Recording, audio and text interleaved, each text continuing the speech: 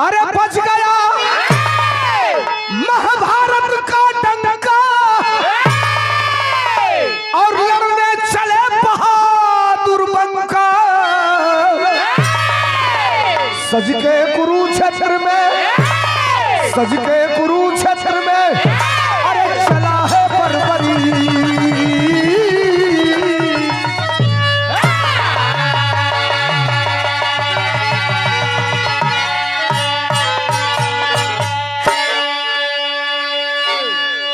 मित्रों, फिर मैं आपके चरणों में सर झुका करके प्रणाम करके एक निवेदन कर रहा हूं। कम समय में गाऊंगा, इसको अंत तक सुनिएगा। महाभारत के लड़ाई का ऐलान हो गया था और महाभारत की लड़ाई के ऐलान के बाद अगर सबसे ज्यादा कोई दुखी था तो वो कुंती थी। रात को 11 बजे अंधे धृतराष्ट्र के पास और गंधारी के पास जाती है, हाथ जोड़ करके कहती है कि इस युद्ध को, इस लड़ाई को रुकवा दो, नहीं तो दोनों तरफ से अपने ही खानदान के लोग मारे जाएंगे। न गंधारी बोली न धृतराष्ट्र बोला।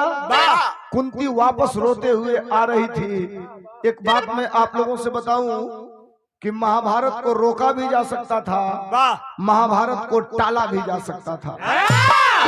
केवल 5 गांव पांडवों ने मांगा था, कौरवों ने नहीं दिया। 5 गांव पांडव मंगलन, कौरव ना दिया, महाभारत हो गई। अयोध्या तो सारे 5 किलो पर 3 बेर सरकार बन गई दिल्ली वाली, खाली 5 किलो पर। और दुनिया में जुगाड़ नहीं खे। आइए बात हम कहाँ लेकर के चलते हैं। कुंती रोते हुए वापस आ रही है, तब तक पीछे से एक महिला आई और कुंती की कलाई पकड़ती है। कुंती झपट के पीछे देखलस, कलस तुम कौन हो? तो महिला कही कि तुम रो क्यों रही हो? कलस ए बहिनी, रोवत ऐसे वाली कि काल से महाभारत का लड़ाई हुई, हमार लड़का महाभारत की लड़ाई में लड़े जई। एक तरफ 18 छौरी सेना लेके कौरव खड़ा हम, एक तरफ खाली हमार 5 को बेटा पांडव हो। रोवत ऐसे वाली कि एको बेटवा हमार मार गईलन या लड़ाई में हार गईलन, तो हम जियते जी मर जाई। बस में हरा रुआ ऐसे हाथ छोड़ा के कलश, खबरदार, हम तो से वादा करत हई, न तहार बेटा हरिहा न तहार बेटा मरिहा। तो कुंती आसूस पूछलस, कलश कैसे हमार बेटा न हरिहा न मरिहा? तई मेरे रुआ कलश, तू हमरे पे छोड़ दे, तू अपने घरे जा, वादा कैले ही तोरे बेटन के जिताई, अब मरे ना देई, तो दोनों वादा पूरा करो। कुंती अपना घरे, ही मेहरारू अपना घरे। सवेर का टाइम है, ये मेहरारुआ के एगो 12 साल का लड़का बा, ई मौगियों के सवेरे नहवावतिया, धोवावतिया, तैयार करावतिया।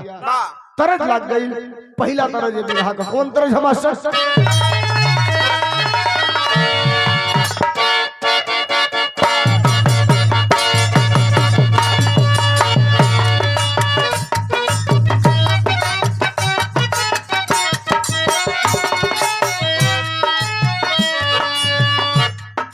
तरज मास्टर बजावत हन, कोनो मेहरारू को मरद परदेश जात रहल,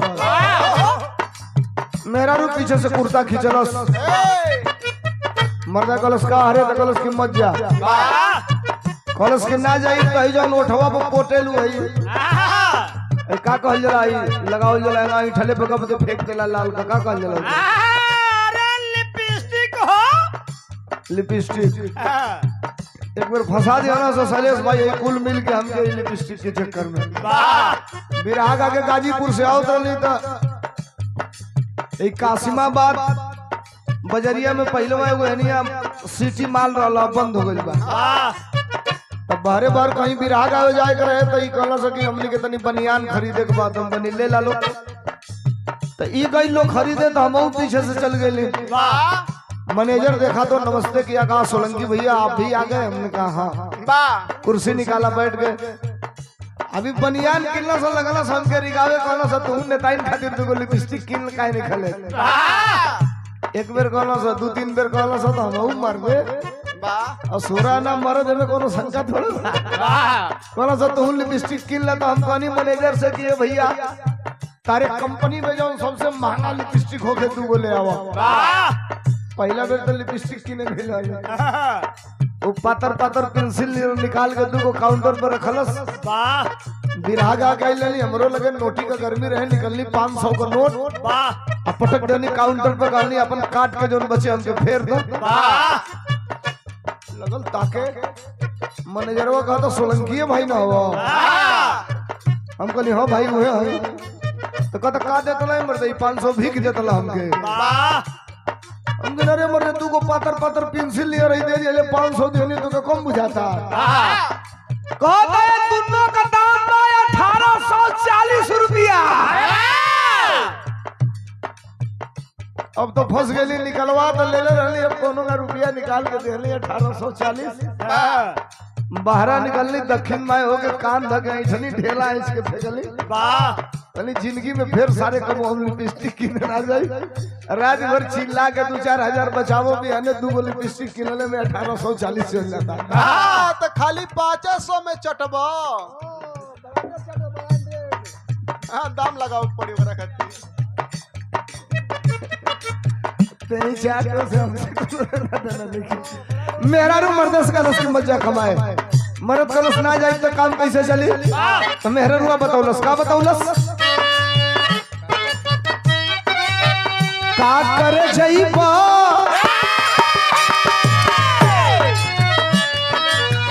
का करे जइबा कमाई बंगलोर सिया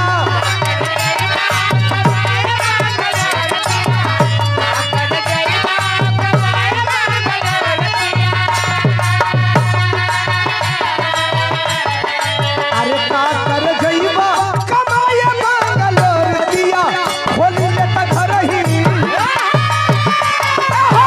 खोली ले त घर ही किराना स्टोर किया खोली ले त घर ही किराना स्टोर किया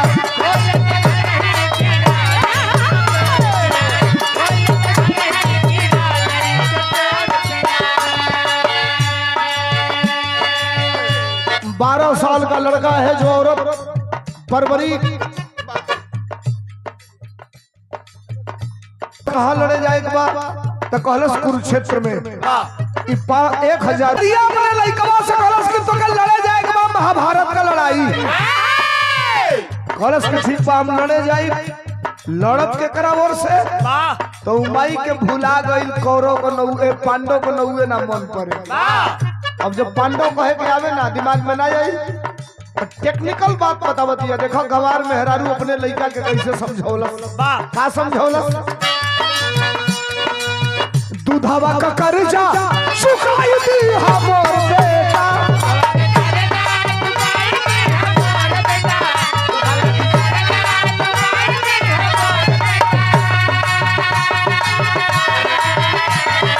अरे दूधवा का कर्जा चुकाई दी हमर बेटा हारी जेबो के हारी जेबो के जिताई दी हमर बेटा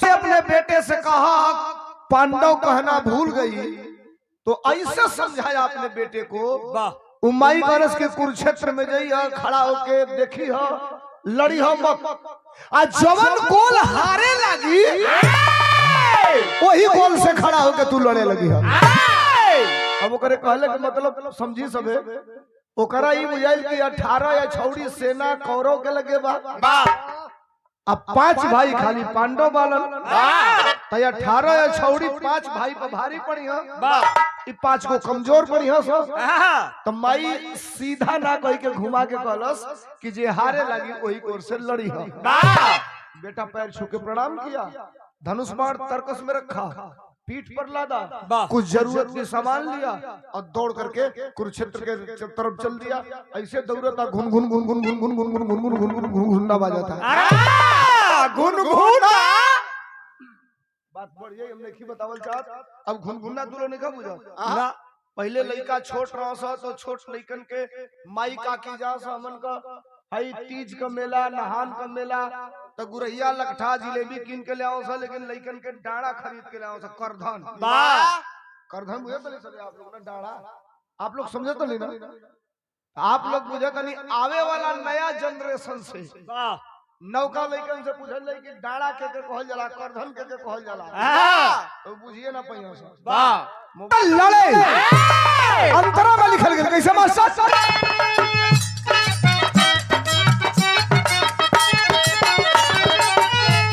अरे लेके धनुष बाण, अरे लेके धनुष बाण चल भइल बल करिया।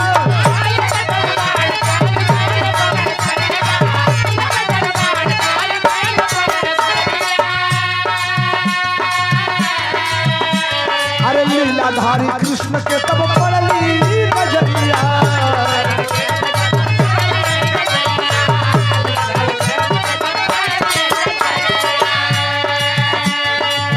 आई त देई कुरुक्षेत्र झाका झोर बेटा।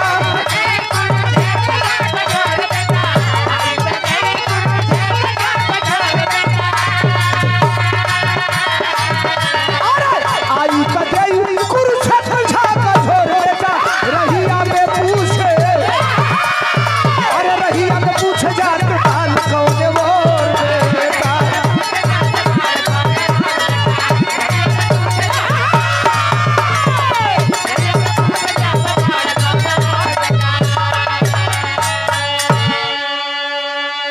भगवान श्री कृष्ण सुबह का टाइम है साथियों, विरह अंतिम दौर में है केवल, लेकिन विरह का क्लाइमेट सुनिए।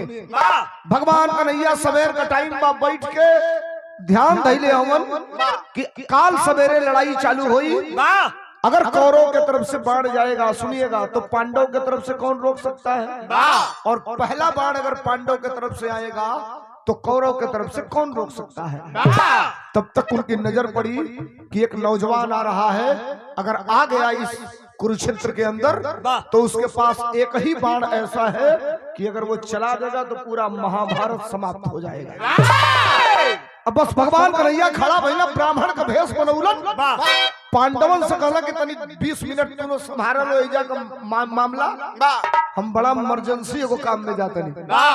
आइल हम आके रास्ता में खड़ा हो गइलन, और से लइका दौड़त चलत बा कुरुक्षेत्र जाई लड़ब, जे हारी ओकरे और से लड़ब, जे हारी ओके जिताई। माई कहले कि हारे वाला के साथे लड़े के बा। नजर पड़ल उतना दूर भगवान कन्हैया का, सजग हो जो सामने लइका यार से गुजरत बा, तूने डांट के आवाज देला, ए लड़के ए रुक, लड़का रुका, स्टैंड हो गया। ब्राह्मण के वेशभूषा में देख करके हाथ जोड़ा, पैर छू के प्रणाम किया, कहा क्यों रोके आप हमको? भगवान कन्हैया कहला कहाँ जा रहे हो? कल लड़े जाता नहीं, कहाँ जा रहे हो? तो कुरुक्षेत्र जा रहा हूँ। किसके तरफ से लड़ोगे? तो कहा जो हारेगा उसी की तरफ से लड़ूंगा, मेरी माँ ने कहा है जो हारेगा उसी की तरफ से लड़ूंगा। भगवान कन्हैया 2 कदम पीछे हटला, हट के कहला भाग रे बेटा भाग, भाग रे बेटा भाग। कलश का है कहला इतना बड़े वीर हवासा पर बाण चढ़ा के चलई है, कई किलोमीटर हवा में उधिया के जाके गिरबे। जो इतनी बतिया को छोटका जर्सी साड़ देखले हो लोग ना, छोटका जोने का खुरी जाला बा 2 बेर खुरी आई, कलश की एक के बाण चलाई, पूरा महाभारत के खत्म कर दे। भगवान कन्हैया कहता तनी और तेज बोल, कलश एक के बाण चलाई, पूरा महाभारत खत्म करब। भगवान कन्हैया कहला चढ़ गेले बेटा दाव पर, खोजत तैये रहली कहला एक बाण से महाभारत खत्म कर देबे। कलश हां, तो कहला तो हम कैसे जानत कि तू एक बाण से महाभारत खत्म कर देबो? तो लइकवा कहलस कि तू जानबा कौनेगा, तोहके विश्वास कौनेगा होई ई बताओ। हम वही ना तोहके बता दी कि हम एक बाण से महाभारत खत्म करब। तरज बदल दिल बिरहा को कमन तरज हमार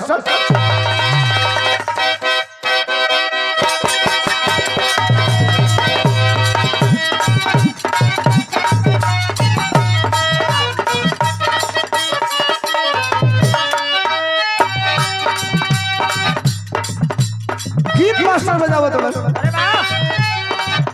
का करताड़ू रनिया का करताड़ू रनिया हमके बतावना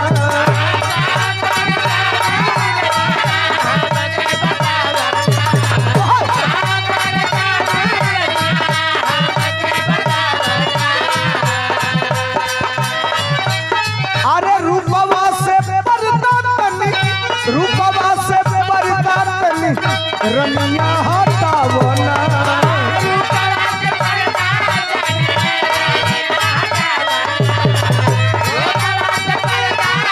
ए भालो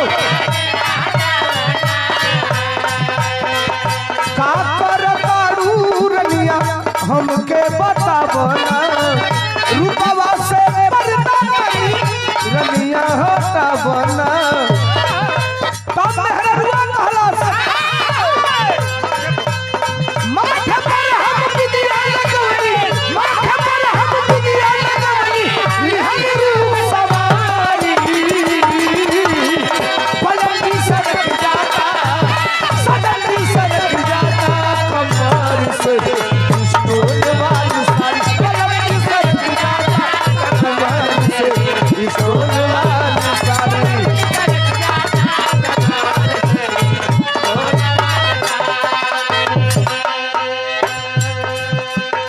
ये हंटर भाई की तरफ से सुमित यादव भाई की तरफ से इस 100 रुपया का पुरस्कार बा।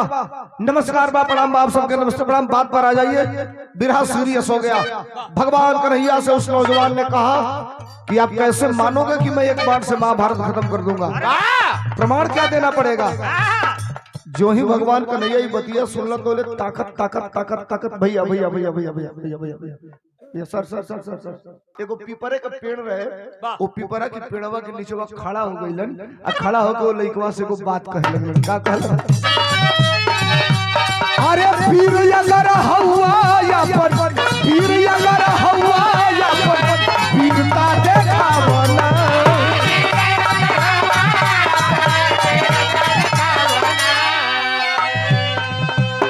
अगर वीर हो एक बार से महाभारत खत्म कर सकते हो तो एक काम करो तभी मैं मानूंगा। लेकिन कलश कौन काम? तब भगवान को नहीं कहला। का कहला? पिपरा का पताई के पिपरा का पताई के बाण से छेदावना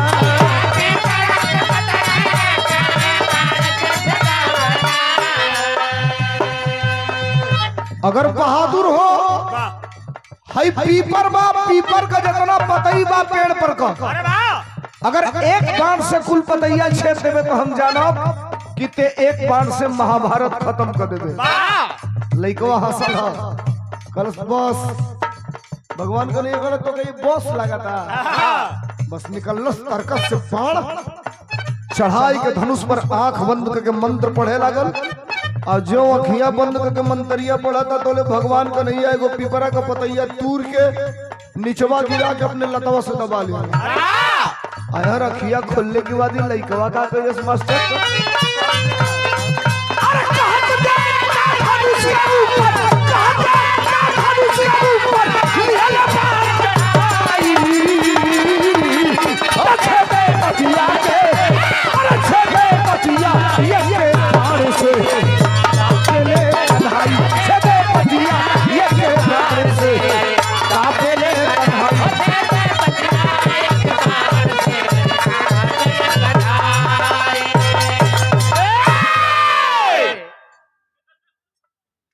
इस पीपल के पत्ते को एक बाण से छेद तो मैं समझूंगा तुम महाभारत एक बाण से खत्म कर दोगे। मेरी बात को आप समझिएगा। आप इंसान के अंदर इम्यूनिटी पावर जब होता है तो किसी भी काम को करने के लिए दुगुने जोश के साथ चलता है। जब डाउन होता है इम्यूनिटी पावर तो कोई काम नहीं कर पाता है। शुगर और इस देश के अंदर लॉकडाउन के बाद एक सुई लगी थी जिसको कोरोना का टीका कहा जाता है। डाला है साहब, जिस कंपनी ने रुका हो, जिस कंपनी ने बनाया कोरोना का टीका, उस कंपनी ने स्वयं कहा कि ये गलत था। उस कंपनी ने स्वीकारा कि ये गलत था, ये फर्जी था, ये सही था नहीं लोगों के हिसाब से, क्लाइमेट के हिसाब से। लेकिन विश्व गुरु को इसकी चिंता नहीं है। उनको चिंता है इजराइल कैसे जाए। मेहरारू हिंदुस्तान का हीरोइन कोनो उतना बढ़िया क्रीम उतना बड़ा श्रृंगार ना कर ले जितना बड़ा श्रृंगार हमारे वहाँ विश्व गुरु जी करते हैं। एक बार से पीपल का पत्ता छेद दो, हम जानेंगे तुम महाभारत एक बार से खत्म करोगे। चढ़ाया था उस पर बाण और चला दिया बाण। हन हन हन हन हन हन हन हन बड़वा जैसे गुदरा सियल जला सुई से, वैसे पिपरा का कुल पतैया छेदत छेदत अब बड़वा आके भगवान कन्हैया की पंजवा पर खड़ा होकर गन गन गन गन गन गन गन गन गन गन गन नाचे लगा। नजर भगवान कन्हैया के अपने पैर पर गई। कन्हैया लड़के तय हमसे तुमसे ये था कि पीपल का पत्ता छेदना है, तो बड़वा हमारे पंजवा पका करता। कलश महाराज तारे पंजवा के निचवा एगो पतई बा पीपर का, पंजवा हटईबा तो के छेदी, ना हटईबा तो के छेद के छेदी। जो कहलस पंजवा छेद के छेदी तो ने हटौला, कहलस साला कहीं सही छेदवा दे। जो हटौला तो ले बाण पतई छेदलस, पकड़ के बाण तरकस में धइलस। कलश अब मैं चला, मुझे लेट हो रहा है, कुरुक्षेत्र में जाना है, लड़ाई चालू हो गई होगी। जो 4 कदम आगे बढ़ा साहब, सुनिए मेरी बात बिरहा को सुनने वाले लोगों, भगवान कन्हैया ने धीरे से कहा कि बहादुर लग रहे हो तुम, पलटा हो नौजवान। कलश मर्दे आन्हर होगा एकदम से। जो आपने कहा हमने कर दिया, फिर कह रहे हो कि बहादुर लग रहे हो। भगवान कन्हैया ने कहा नहीं बेटा, जो बहादुर होता है वो दानी भी होता है। लइका हम का जानी कि सवेरे सवेरे भिख मंगना से हमार पाला पड़ जाई। चलो, जो बहादुर होता है दानी होता है, मांग लो क्या चाहिए। कहेंगे ना मांगो, 3 वचन दे, लवंडी लफाड़ी से मांगे, ना देवे तो हमार जबान खराब होई। गनगना कर देखिए उसको चढ़ा रहे, हिट कर रहे हैं। लेकिन कल सुना, जो मंगबो अब दे दे, कहला 3 वचन दे, कहा जो मांगोगे वो दूंगा, जो मांगोगे वो दूंगा, जो मांगोगे वो दूंगा। भगवान कन्हैया कहे बेटा 3 वचन दिए हो, मैं मांगने जा रहा हूँ। भगवान कन्हैया मंगला का यही है, कबो कबो बात फंस जाले। आधा मिनट और आप लोगों के लिए एक जगह बात फंस गई। हमारा आपको प्राण हर के जे ले जाला, सनातन की बात हो रही है, हम मानी लेते हैं कि जमराज गायब हो गई, 1 हफ्ता की बाद मिलल। अपन डायरी खोलना तो हमें एक आदमी अपनी अर्दवाई से 1 हफ्ता अधिका जी गई रहे। बस भैंसा पर बैठल ओकरी दुआरी चली गई। कहलो उठ, वो बथुआ का साग मुटकी लिट्टी चूल्ही में का बनवा के खात रहे बेचारा जाड़ा का दिन। कहलो उठ, वो कलस आप कौन? तो कहला हम जमराज। कलस तब तो कहला तू एक्सपायर हो चुके हो, तुम्हारा डेट खत्म हो गया है, हमारी डायरी गायब थी इसीलिए तुम 1 हफ्ता जी गए हो। तो जान गल की जमराजवा आई सारे मुआई छोड़ी ना, हाथ जोड़लस, खड़ा भइल, कहलो जमराज जी 1 हफ्ता अपनी मन से छोड़लो, बड़ा इमरजेंसी बा, रात भर हमके हमारी मन से छोड़ दो, मेहरारू से खाली मिल के चली आई, एगो जरूरी बात बतावे के बना तो मर जाए तो हमारा आत्मा भटकी। तने हो कमवा हो जाई, 24 घंटा तो के लगल जा। अरे काज ने घरवा कोनियो रहेला। कहला देख रात भर छोड़ो तनी, सवेरे 9 बजे आई तो के मुआई तोर प्राण हर के ले जाई। कहला एकदम हम तैयार बैठल हम मरे खाती जा। ई गइला आ जो गइला तो गइल गड़ाई में 1 खाची माटी कोड़लस पियर की, ओके सनलस, ओइ में तनी 2 मुट्ठी भूसा डाल के ओके टाइट कइलस, एगो जमराज का मूर्ति बनौलस, जमराजे लियो ऐसने 10 गो माला ओइ में डाल के सूत गए। 5 बजे जागल, 2 मुठ्ठा अगरबत्ती लेके ओइजा जरा के खोस दियलस, लगल इंतजार करे। जमराजवा आई तो ले 8 बजल, बस जमराज भैंसा पर बैठ के हर हर हर हर आवाज सुनाई।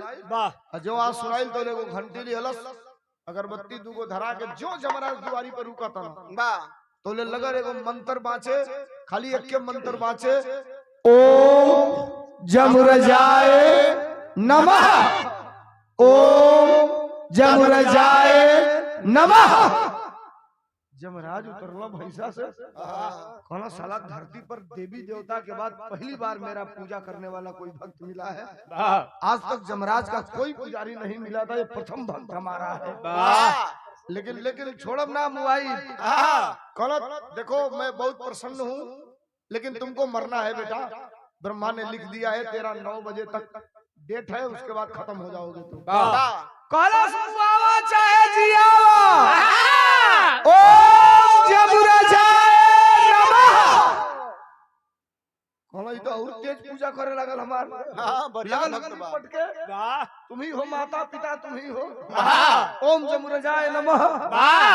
जमराज कहला सारे अब्बे मुआ दे तबो पाप लागी हमके।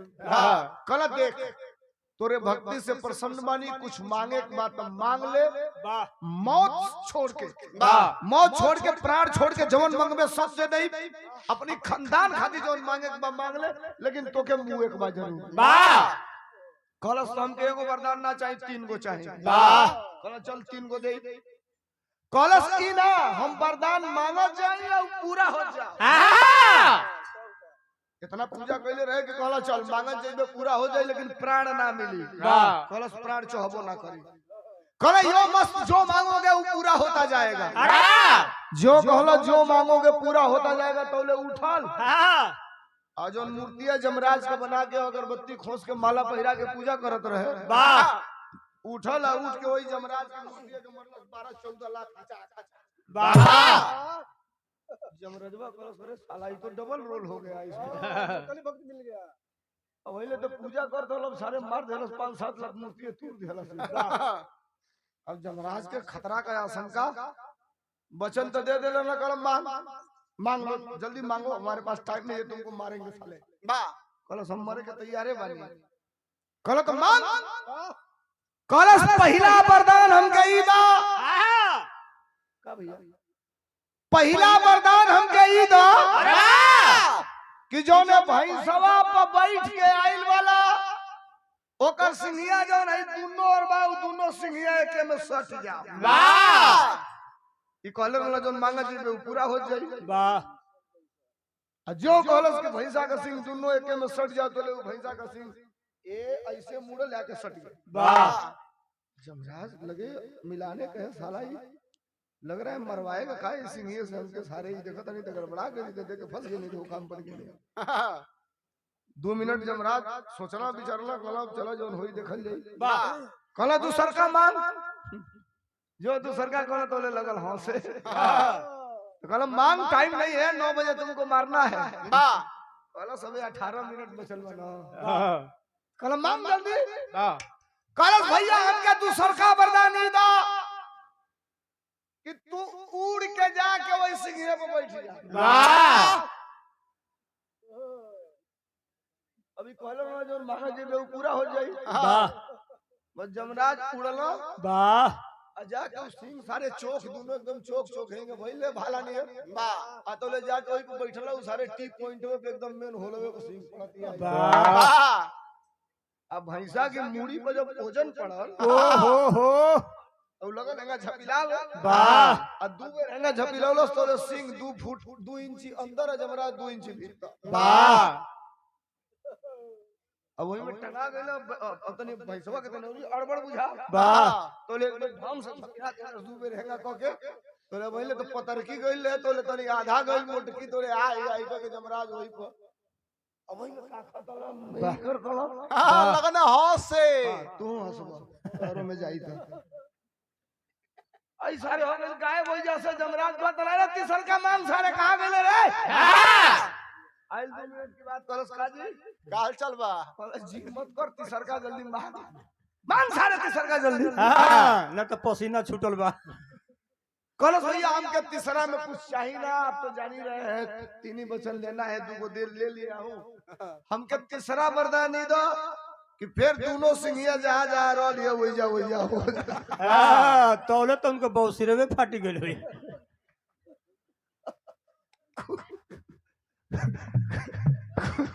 कूद के भगला जमराज ऊपर से कहना सारे तो के मुंह आई ना तोर पन्ना फाड़ के फेंक देते नहीं सारे एजा हमके ही तंग कर दिले ओइजा जाके कहीं वो लोग पैदा लहा देबे तो और गड़बड़ हो जाए। भागत भागत नकदम बिगड़ जाए। एजा रो हमके तो से अब लेना देना नहीं है। वाह वाह कबो कबो बात फंस जाले ऐसनो हो जाले गड़बड़ हो जाले। विनय यादव जी के तरफ से 100 रुपया शाम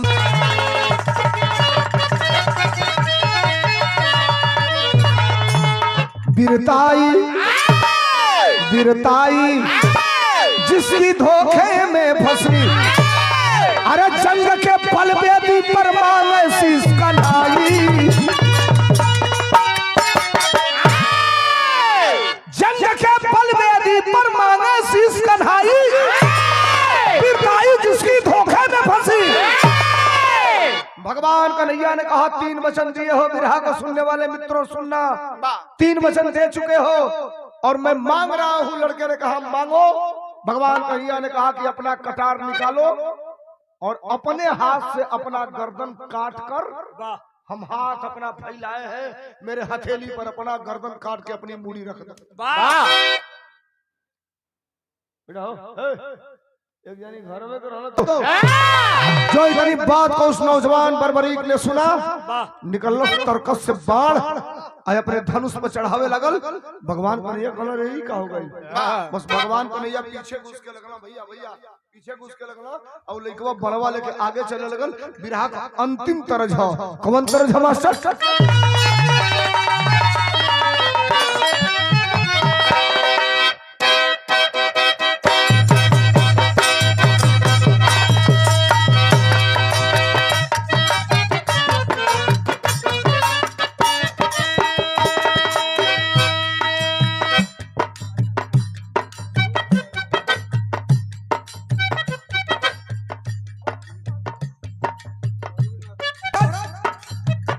पहले माई काकी गोदना कदवाओ सब माही पर अपन नाव लिखवाओ सब फूल परी देवी मिर्ची देवी अनारकली देवी मर्दे का नाव लिखाओ आगे घुरहू गोबरी गोबरी कतवारू कतवारू मंगारू मंगरू। पहले मेहरारू गोदना गोदवाओ सब माही पर इतनी घड़ी लइका गोदना गोदवाओ तला सो गोदनवा का नाव बदल के हो गइल बा टैटू। तो मेहरारू पाही पर गोदवाओ सन लइकवा हेजा गोदवाओ तला सन। अब कई गो तो सारे ऐसा जगह गोदवा ले तो न सके देख लेबो तो दिन भर खाना खाए के मन ना करी। हंसी सबे मत रिसियाई सबे मत। एगो लाश मिलल लियो महाराजगंज में कुछ दिन पहले लवारिस 15 दिन ले कर के माईए बाप ला नंगा लाश मिलल आ फोटो चिपका दिहल गइल कि 2-4-10 जिला में भेजल गइल क्रांति भाई की इसकी पहचान हो जाए पहचाने ना भाई। तब पुलिस कलश की भाई चलिए इसका पोस्टमार्टम कराइए अपने ही दाह संस्कार कर दिया जाए। तो पोस्टमार्टम घर में लाश गई तो जो इंस्पेक्टर था वो बड़ा परेशान था यार हम लोग पता नहीं लगा पाए। तो जो जल्लाद था जो चीरता है उससे कहे लोग कोनो निशानी भाई अगर तो के मिल जाई तो बताइए हो सकेला उससे कोनो पहचान हो जाए। अब जब वो चीर फाड़ करे गई तो कुल चीरत फारत जब गई एकदम मेन टावर पर फोन लगौलस अधिकारी के कहला साफ निशान मिल गया इसका जल्दी आइए। अब पूरा पुलिस महकमा भागल आई सारे अबो से पता लग जाए कहाँ का लाश है।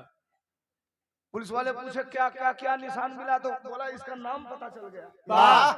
पुलिस वाले पूछे क्या नाम है तो कहा लाठी। लाठी लाठी। पुलिस वाला कहला समझा ना तुम गलत बोल रहे हो लाठी किसी का नाम नहीं हो सकता। कहा साहब लाठी लिखा है तब मैं पढ़ के बता रहा हूँ। अब उस सिसवा से उस दिन मोटका सिसवा रहला पुलिस की लगी जांच करे वाला सूक्ष्मदर्शी उस शीशा मंगाओ गए उसको खड़ा किए सब ऐसे देखा जा रहा है तो लिखा है लाठी। कौन महीन अक्षरों नहीं खलो करते दू को नौवे लिखा था लाठी एकदम इतिये पर है जुगड़। अब जो उसमें बुढ़ा इंस्पेक्टर था वो थोड़ा दिमागदार था कहा ये नाम नहीं हो सकता नाम कुछ और है 60 में नाम आ रहा है। तो भाई कैसे पता लगी तो कहा इसको थोड़ा सा टाइट करो खींचो ताना करो इसको। अब मुगल आदमी के सारे खिंचाई कैसे सांसी से धोके पिलासे से चिमटा से पकड़ के खींचा ना से जब खिंचा तो खिंचाइल तनाई तो पूरा नाव ऊपर पढ़ा था लाल बिहारी त्रिपाठी।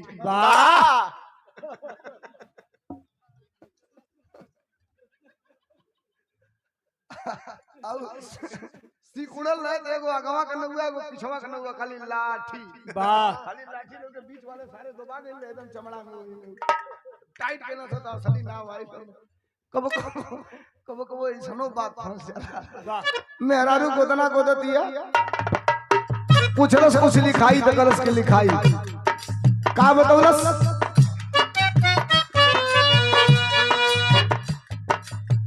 चूड़ियों पर नाम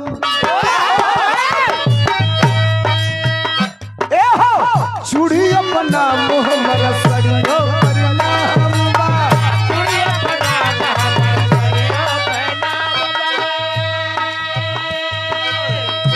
अरे उनका खातिर हमारी जिंदगी तमाम बा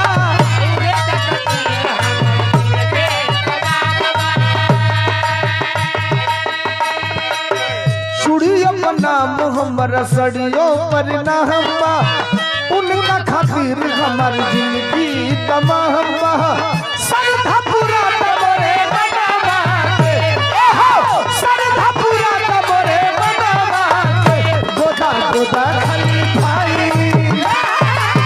हो गोदा खाली भाई बनावा के गोरे हथवा पर नाम सजनवा गोरे हथवा पर नाम सजनवा भगवान कन्हैया ने कहा अपना गर्दन काट करके हमको दे दो। वो नौजवान तत्काल किया क्या मास्टर? अरे ये तना कहा तो धैलस धनुहा पवान हो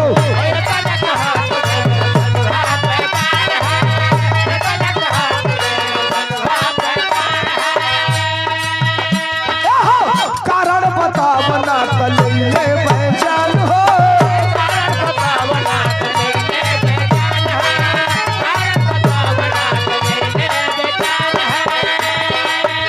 देखे क्रोध में जब कृष्ण जी ललनवा के देखे क्रोध में जब कृष्ण जी ललनवा के प्रकट हो गई रे तुरंत सभनवा के कहे भारना निर्मोल जन्म के कहे भारना निर्मोल जन्म के कहे भारना निर्मोल जन्म के कहे भारना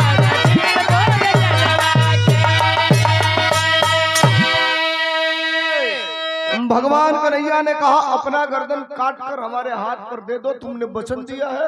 नौजवान धनुष बाण निकाला, चढ़ा करके इनके तरफ बढ़ने लगा, ये पीछे होने लगे और डांट के भगवान कन्हैया ने आवाज दिया, कहा खबरदार नहीं देना है तो मत दो, बोल दो मैं वादे से मुकर गया, लेकिन धनुष पर बाण क्यों चढ़ा रहे हो? उस नौजवान ने कहा जो हमारे आपके बीच का कमिटमेंट हो गया है, तय हो गया, उस बात से मैं कटूंगा नहीं, मैं अपने जबान पर कायम हूँ, मैं आपको अपना गर्दन काट के दूंगा। कल तो धनुष तो बाण काहे चढ़ावा तले? कल मुझे शंका है कि आप जिस भेष में हैं ये नकली है, मैं बाण चला रहा हूँ, अगर असली होंगे तो आपका गर्दन नहीं कटेगा और नकली होंगे तो आपका गर्दन कट जाएगा, मैं अपना गर्दन काट के दूंगा। उसके बाद जो धनुष पर बाण चढ़ा के चलावल चालू कैलस, सोचलस कि अब चलाई। भगवान कन्हैया ने सोचा कि मैं तो नकली वेश में हूँ, ये बाण चलाएगा मेरा गर्दन कट जाएगा, और जब हमार कट जाए तो पांडव का क्या होई, कहाँ जीती लोग, यही जब कोई महाभारत हो जाए खत्म। जो वो धनुष पर बाण मंत्र उच्चारण करके चलाने जा रहे हैं, तब तक हर हर हर हर हर हर हर नीचे से शरीर बदलल भगवान कन्हैया को, आंख खोलस बाण चलावे के, तब तक देखता है साक्षात मोर मुकुटधारी मुरली बजावत चक्र सुदर्शन लिए भगवान श्री कृष्ण खड़े हैं। छोड़ दिया हाथ से धनुष और बाण गिर गया जमीन पर। दौड़ करके अपना सर झुकाया चरणों में और कहा सर मुझे माफ करें, मैं आपके वादे पर अभी तक खरा नहीं उतरा, लेट कर दिया।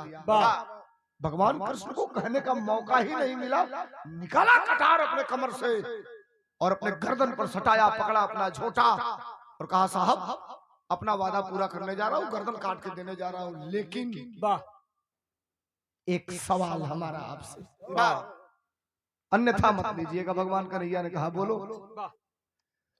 गर्दन काट के देने जा रहा हूँ साहब, हमें हमारे आत्मा ने धिक्कारा है कि तुम अपना गर्दन काट रहे हो, तो कारण क्या है? और मैं आपसे यही पूछ रहा हूँ कि जवन तू कहला तवन हम कह देली, खाली हमार दोष बता दो, हमार गलती का बा कि हमार गर्दनवा काटे के कोई देला, गर्दनवा हम काट के देब ना बताइबो तब्बू जवाब नहीं दूंगा, तू मर जाएगा तो तेरा आत्मा भटकेगा। बेटा सुन, कटार हटा अपने गर्दन से और तू केवल जान ले कि मैं तेरा गर्दन क्यों काट रहा हूँ। ये तस्वीर क्लाइमेट साफ है, देखिए आप। भगवान कन्हैया ने कहा बेटा जिस जगह तू लड़ने जा रहा है उसका नाम है कुरुक्षेत्र, और जिस लड़ाई में तू जा रहा है उस लड़ाई का नाम होगा महाभारत। लेकिन तेरा गर्दन में क्यों काट रहा हूं जानते हो? दो तरफ सेनाएं खड़ी हैं। एक तरफ अधर्म के रूप में कौरव खड़े हैं 18 यछौड़ी सेना लेकर, और एक तरफ धर्म के रूप में तुम्हारे खानदान के बहादुर योद्धा तेरे आजा परपाजा बाबा दादा खड़े हैं धर्म के रूप में, पांचों पांडव के रूप में। गर्दन तुम्हारा इसलिए काट रहा हूं, मैं धर्म को जिताने का प्रण लिया हूं, यानी पांडवों को, केवल 5 लोगों को, और तेरा गर्दन इसलिए काट रहा हूं, तुमने अपने मां से वचन दिया है कि तुम लड़ाई में जाओगे, जो हारेगा उसी की तरफ से तुम लड़ोगे।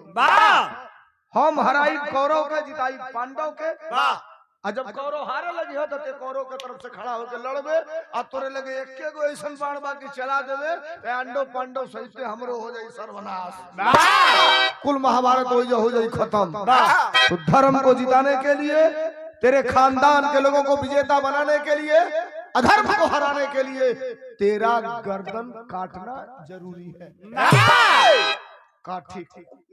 फिर निकाला कटार से कमर से कटार, गर्दन पे सटाया, अपना झोटा पकड़ा और खटाक कटला सापन गर्दन काट के भगवान कन्हैया ऐसे हथवा ऐसे फैलौले रहला, बस उनके हथेलिए पर मुड़िया पटक दिया, फट से देख खून का छींटा पड़ल, फट से देख खून का छींटा पड़ल, मुंहे पर खून आई, एक हाथे खूनवा कछलन आ काच के वो मुड़िया को तकलन, तो ले टप टप टप वो कटल की मुड़िया के अखिया से 2 ठोप आंस गिर गई, आंस गिर गई। भगवान कन्हैया कहे कि बहादुर रोते नहीं है, तू रो क्यों रहा है रे बेटा? कलश के साहब हमार गर्दनवा कट गई, ऐसे नहीं खिरुआ, कटा हुआ शीश बोल रहा है, रो इसलिए रहा हूं, मेरी इच्छा थी कि मैं महाभारत की लड़ाई देखूंगा, अब तो गर्दन कट गई, अब ना देख पाई। भगवान कन्हैया ने कहा बेटा तूने अपना वादा निभाया है, और तेरी अगर इच्छा थी कि तू महाभारत की लड़ाई देखेगा तो मैं तुमसे वादा करता हूं कि तू महाभारत की लड़ाई देखेगा। ऐसे कटल का मुड़िया उठौला और उठा के लुका के फेंकला, आसमान में चली गई। इंजीनियर अरविंद यादव जी की तरफ से 100 रुपयों का पुरस्कार, नमस्कार। ये बात के एजे छोड़ दे, विराह के अंतिम स्टेज पर ले चली। महाभारत की लड़ाई हुई, कौरव हार गए, पांडव विजेता हो गए। महाभारत की लड़ाई कितने दिन चली? आप लोग से पूछ रहा हूं, इन नौजवानों से, ये 5 में एको लोग नहीं बताए। अबे पूछते कि सनी लियोन का कपड़ा आज कौन कलर नीट टूटल हो, तो दुआरी पर खड़ा होकर गदा लेके भाजत हला, कहला ई गदवा ना रही तो हम जीतल ही नहीं रहती पूरा महाभारत का लड़ाई है। तोले अर्जुन आ गई ना, कहला खबरदार, मैं द्रोण को मारा, पितामह को मारा, कर्ण को मारा, अगर मैं नहीं मारा होता तो कैसे लड़ाई जीती गई होती? 5 भाई अपने में बाज गई, लो हम बड़ा तो हम बड़ा, हम बड़ा तो हम बड़ा। अतले भगवान का नहीं आई ना, कहला कैसन पटका पटकी होता। तो अर्जुन कहला कि ये साहब इन चारों को आप बताइए कि ये अर्जुन नहीं होता। देखिए पॉइंट, इन चारों को बताइए कि अगर अर्जुन नहीं रहते तो ये लड़ाई कैसे जीती गई होती। बस भगवान का नहीं कहला कि अर्जुन तो के घमंड बका के तोहरे चलते ही लड़ाइया जीतल गई। अर्जुन कहला हित हवा, हिते नहीं बतियावा ना तो बिगड़ा बिगड़ी हो जाइए। हम ना जीतली तो के जीतल? अर्जुन पूछ रहे भगवान कन्हैया से। आज अब तो 12:30 हो गया, आज यानी 15 फरवरी 2026 को इस विराह को लाके खड़ा करने जा रहा हूँ। 1 मिनट बचा है, विराह के खड़ी में अर्जुन पूछ रहे भगवान कन्हैया से, का मास्टर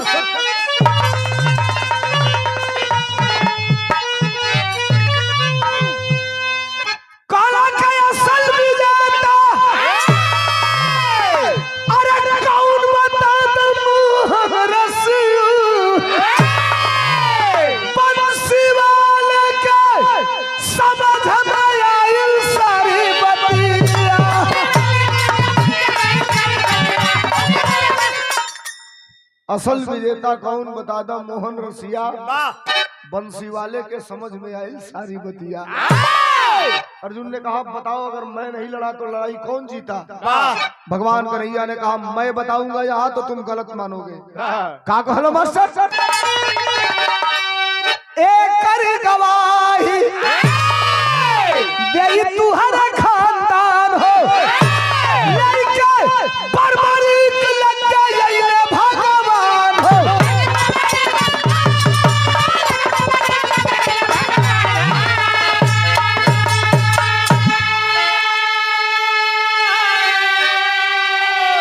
अब तक विरहा सुना आपने, मेन पॉइंट सुनिए। कहे मेरे साथ चलो, कौन लड़ा महाभारत की लड़ाई, कौन जीता, ये मैं वहीं साबित कराऊंगा। आगे आगे भगवान कन्हैया, पीछे पीछे पांचों पांडव।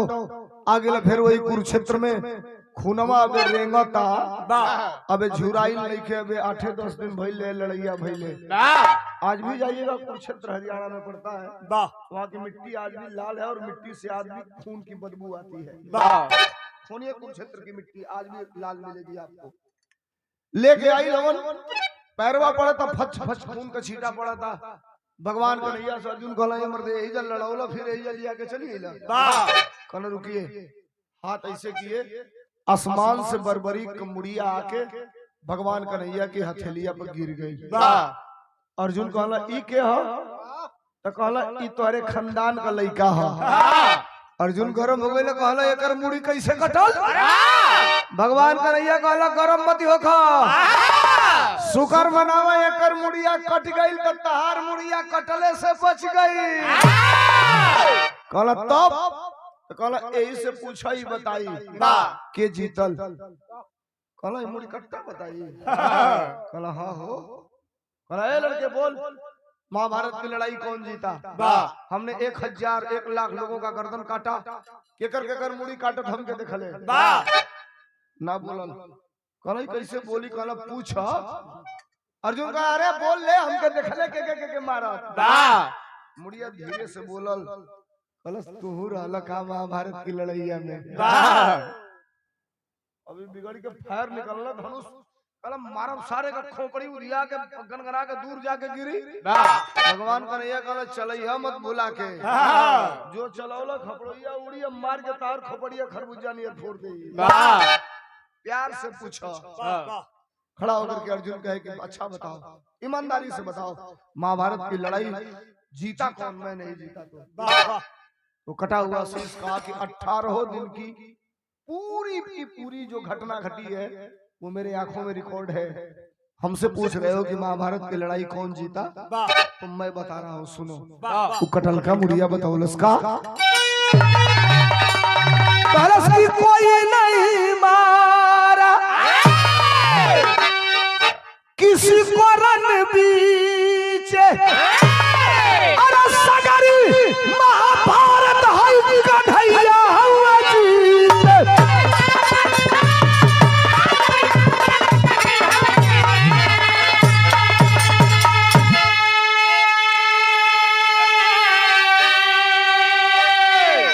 पूरे महाभारत के लड़ाई के दौरान हमसे पूछ रहे हो तो मैं बता रहा हूं, अगर हमने किसी को देखा तो सिर्फ और सिर्फ भगवान श्री कृष्ण को और चक्र सुदर्शन को, इसके बाद हमने किसी को नहीं देखा। अर्जुन पकड़ना चारों भाई का बाह, अकेला चले के घरे ई देखावे बतावे ना ले लला, ई बेइज्जत करावे जली आई लला। जब जाए लागल तो भगवान कन्हैया पीछे से कहला कि तनी धीरे ही चलिए लो, हम आते हई। अर्जुन कहला आवा चाहे ओनिए उठर पड़ जा, हमसे उसे कुछ नहीं खेले हुए देवे के। अब ई पांचों भाई गई लो, भगवान कन्हैया सोचला कि हथवा उठा के आई मुड़िया के फिर फेंक दी जहां से आइल बा वही जा। बोले हर हर हर हर हर हर हर हर, वो कटल की मुड़िया से आस गिरे लागल, गदोरिया भर गई, असुइया नीचे गिरत हो जैसे, और भील भीलनी रहलन भगवान शंकर का, और कुछ भील भीलनी के शर्त रहे। किसी भी कहानी में, किसी भी कथा में, किसी भी प्रसंग में एक मेन टी पॉइंट की बात आती है जहां से कहानी केंद्रित होती है। ये बात सुनिए, भगवान कन्हैया ने कहा कि तुम रो क्यों रहे हो? कहला साहब रोवत अब ऐसे बानी कि सबका उद्धार कर दिया हम कबले त्रिशंकु नियर ऊपर नीचे लटकत रह तो भगवान कन्हैया कहला तब तो कहला हमरो उद्धार कर दा तो भगवान कन्हैया कहला तोरो उद्धार हो जाई कलयुग में कब बात कलयुग में ये कलयुग है और आज हो गई 15 तारीख महाशिवरात्रि और आज 15 तारीख महाशिवरात्रि के दिन आज के डेट में 15 फरवरी सन 2026 के भी कटल की मुड़िया बा आज के डेट में वाह वाह कहा बा भैया बचन आपन पूरा कैले प्रभु घनश्याम हो अरे उहे परवरी कयाजू भइले खाटू श्याम हो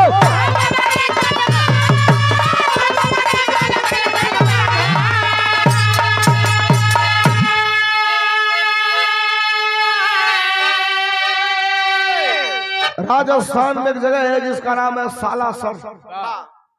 अब वही सालासर में एक मंदिर है जहाँ एक कटे हुए शीश की पूजा होती है, कटे हुए गर्दन की। पूरा दुनिया और विश्व जिसको खाटू श्याम कहता है। कहीं अगर ऐसे होर्डिंग पे फोटो देखते होंगे खाटू श्याम का तो खाटू श्याम का जहां फोटो होगा सिंगल फोटो नहीं होगा, फोटो के साथ एक स्लोगन जरूर लिखा रहता है। क्या? हारे का सहारा खाटू श्याम हमारा। माई कहल रहे बेटा जे हारी ओकर रक्षा करियो वही कोर से जाके लड़ी है।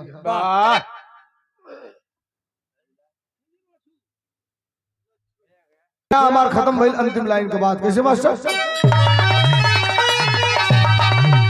गुरु बिहारी गुरु गणेश धन हरि की माया रामदेव चंद्रिका कवि अरे धूप कहीं पर छाया गिरताई जिसकी धोखे में